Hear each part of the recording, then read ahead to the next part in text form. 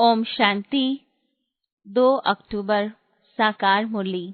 मीठे बच्चे, यह पुरुषोत्तम संगम युग कल्याणकारी युग है। इसमें ही परिवर्तन होता है। तुम कनिष्ठ से उत्तम पुरुष बनते हो।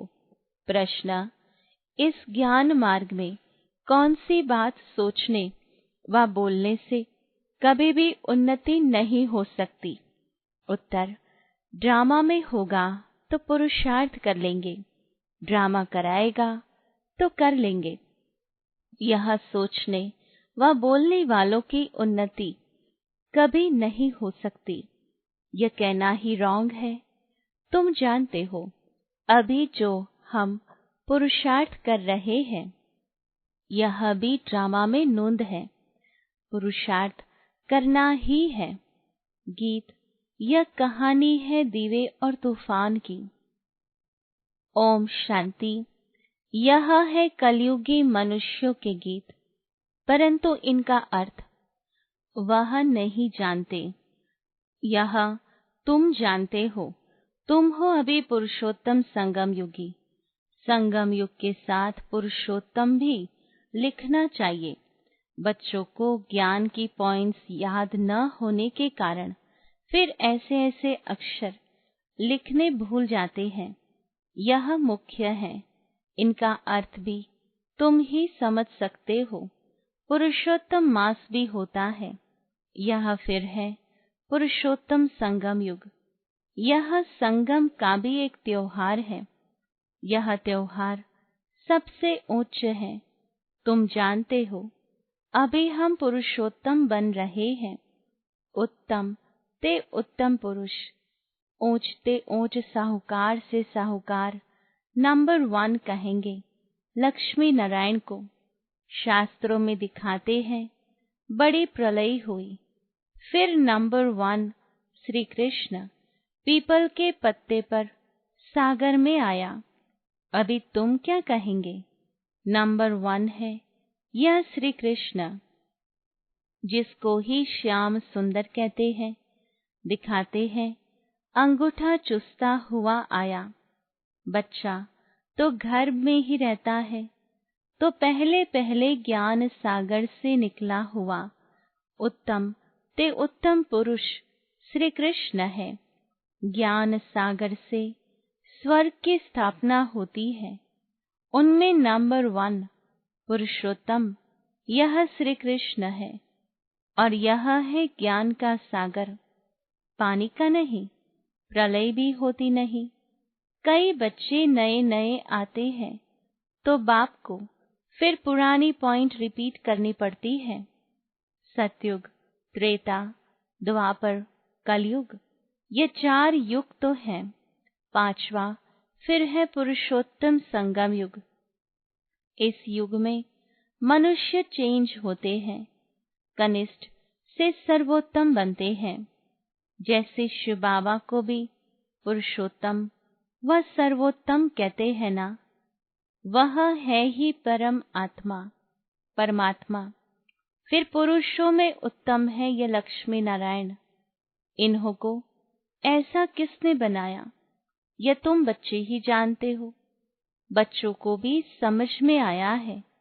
इस समय हम पुरुषार्थ करते हैं ऐसा बनने के लिए। पुरुषार्थ कोई बड़ा नहीं है, मोस्ट सिंपल है। सीखने वाली भी है अबलाएं, कुब्जाएं, जो कुछ भी पढ़ी लिखी नहीं है। उन्हों के लिए कितना सहज समझाया जाता है। देखो, अहमदाबाद में एक साधु था। कहता था, हम कुछ खाते पीते नहीं हैं। अच्छा, कोई सारी आयु खाता पीता नहीं, फिर क्या? प्राप्ति तो कुछ नहीं है ना। झाड़ को भी खाना तो मिलता है ना। खाद पानी आदि नेचुरल उनको मिलता है, जिससे झाड़ वृद्धि को पाता है। उसने भी कोई रिद्धि सिद्धि पाई होगी। ऐसे बहुत हैं जो आग से पानी से चले जाते हैं। इनसे भला फायदा क्या? तुम्हारा तो इस सहज राजयोग से जन्म जन्मांतर का फायदा है। तुमको जन्म जन्मांतर के लिए दुखी से सुखी बनाते हैं। बाप कहते हैं, बच्चे, ड्रामा अनुसार हम तुमको गुह्य बातें सुनाता हूँ। जैसे बाबा ने समझाया है, शिव और शंकर को मिलाया क्यों है? शंकर का तो इस सृष्टि में पार्ट ही नहीं है। शिव का, ब्रह्मा का, विष्णु का पार्ट है। ब्रह्मा और विष्णु का ऑलराउंड पार्ट है। शिव बाबा का भी इस समय पार्ट है, जो आकर ज्ञान देते हैं, फिर निर्वाण धाम में चले जाते हैं।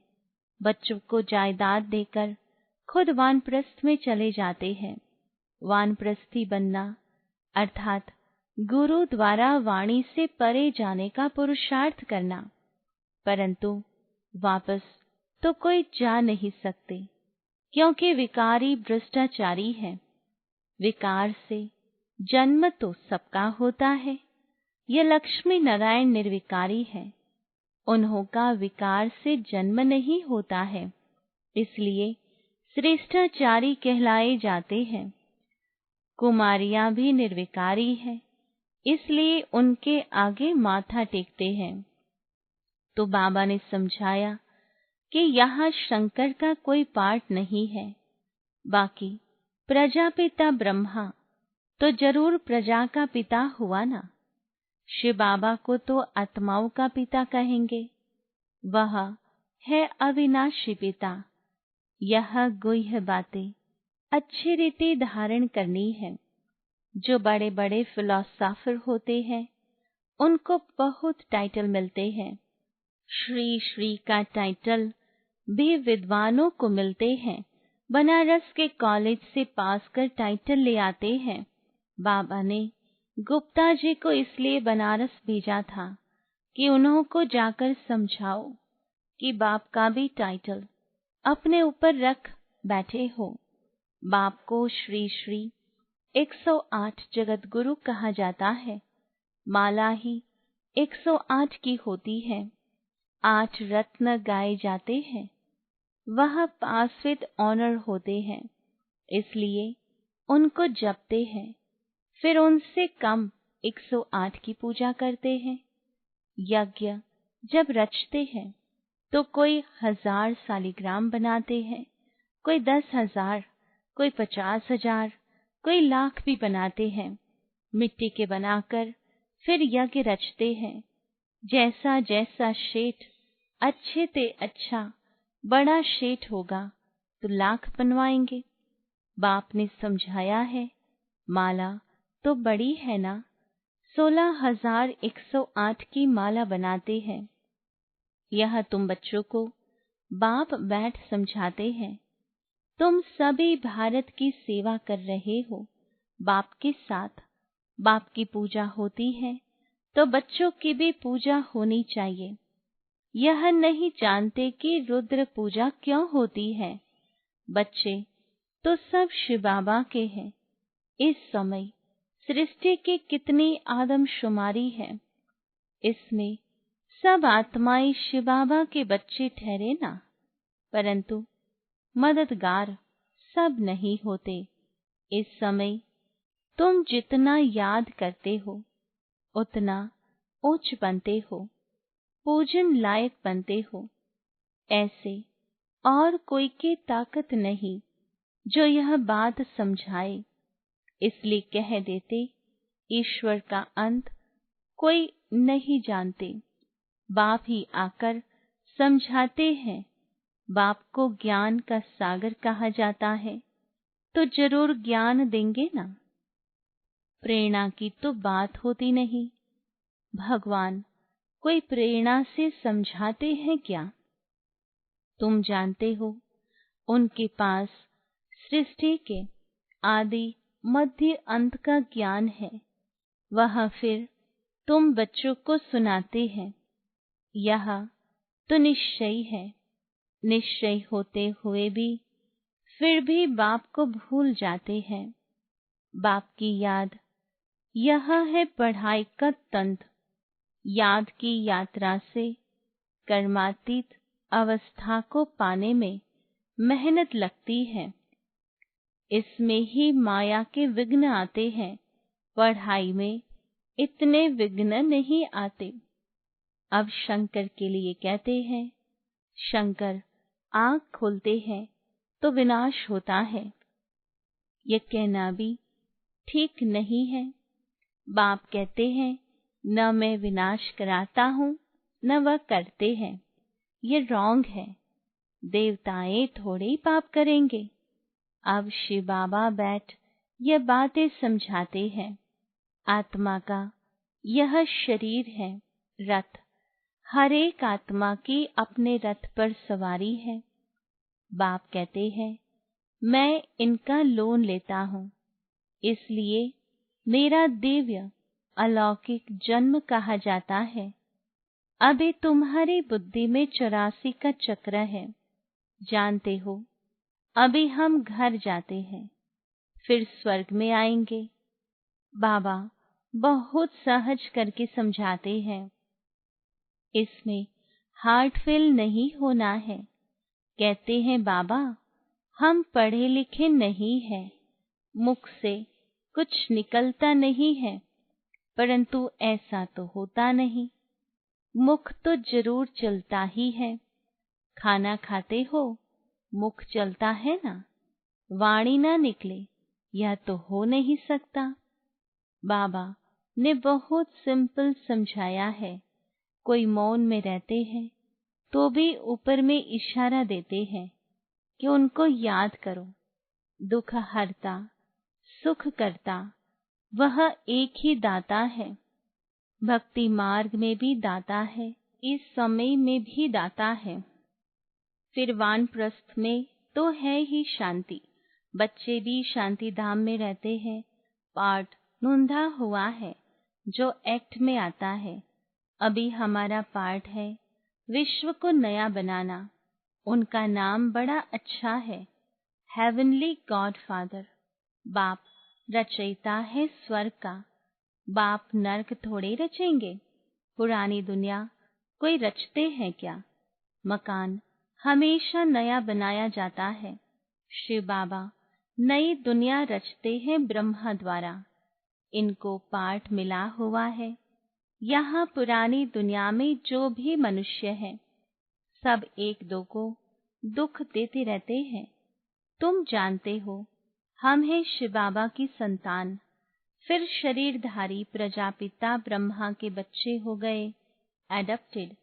हमको ज्ञान सुनाने वाला है शिव बाबा रचयिता, जो अपनी रचना के आदि मध्य अंत का ज्ञान सुनाते हैं।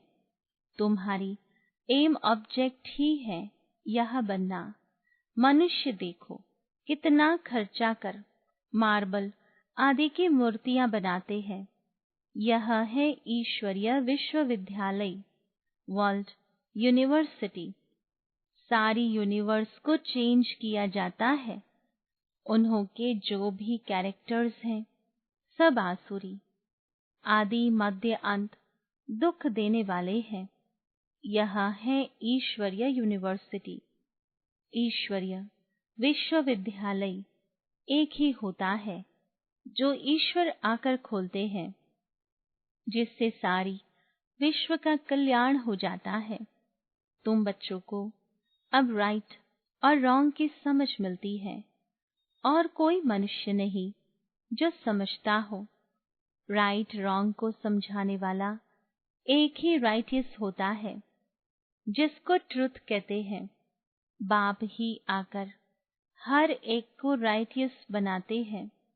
राइटियस बनेंगे तो फिर मुक्ति में जाकर जीवन मुक्ति में आएंगे। ड्रामा को भी तुम बच्चे जानते हो। आदि से लेकर अंत तक पार्ट बजाने नंबर वार आते हो। यह खेल चलता ही रहता है। ड्रामा शूट होता जाता है। यह एवर न्यू है। ये ड्रामा कभी पुराना नहीं होता है, और सब नाटक आदि विनाश हो जाते हैं। यह बेहद का अविनाशी ड्रामा है। इनमें सब अविनाशी पाठधारी है। अविनाशी खेल व मांडवा देखो कितना बड़ा है। बाप आकर पुरानी सृष्टि को नया बनाते हैं, वह सब तुमको साक्षात्कार होगा। जितना नजदीक आएंगे फिर तुमको खुशी होगी। साक्षात्कार करेंगे, कहेंगे अब पाठ पूरा हुआ। ड्रामा को फिर रिपीट करना है, फिर नए सिर्फ पाठ बजाएंगे जो कल पहले बजाया है। इसमें जरा भी फर्क नहीं हो सकता है। इसलिए जितना हो सके तुम बच्चों को उच्च पद पाना चाहिए। पुरुषार्थ करना है, मुंझना नहीं है। ड्रामा को जो कराना होगा वो कराएगा, यह कहना भी रॉन्ग है। हमको तो पुरुषार्थ करना ही है। अच्छा, मीठे मीठे सिकिलधे बच्चों प्रति माता पिता बाप दादा का याद प्यार और गुड मॉर्निंग। रूहानी बाप के रूहानी बच्चों को नमस्ते। रूहानी बच्चों की रूहानी बाबा को याद प्यार गुड मॉर्निंग और नमस्ते। धारणा के लिए मुख्य सार। पहली पॉइंट, पढ़ाई का तंत्र सार बुद्धि में रख याद की यात्रा से कर्मातीत अवस्था को पाना है। उच्च पूजनीय बनने के लिए बाप का पूरा पूरा मददगार बनना है। दूसरी पॉइंट, सत्य बाप द्वारा राइट रॉन्ग की जो समझ मिली है उससे राइटियसपन जीवन बंध से छूटना है। मुक्ति और जीवन मुक्ति का वर्षा लेना है। वरदान, संगम युग की सर्व प्राप्तियों को स्मृति में रख चढ़ती कला का अनुभव करने वाले श्रेष्ठ प्रारब्धि भव। विस्तार, परमात्मा मिलन व परमात्मा ज्ञान की विशेषता है। अविनाशी प्राप्तियां होना। ऐसे नहीं कि संगम युग पुरुषार्थी जीवन है और सतयुगी प्रारब्धि जीवन है। संगम युग की विशेषता है, एक कदम उठाओ और 1000 कदम प्रारब्ध पाओ। तो सिर्फ पुरुषार्थ ही नहीं लेकिन श्रेष्ठ प्रारब्धि है। इस स्वरूप को सदा सामने रखो। प्रारब्ध को देखकर सहज ही चढ़ती कला का अनुभव करेंगे। पाना था सो पा लिया, यह गीत गाओ तो गुटके और जुटके खाने से बच जाएंगे। स्लोगन, ब्राह्मणों का श्वास हिम्मत है, जिससे कठिन से कठिन कार्य भी आसान हो जाता है। ओम शांति।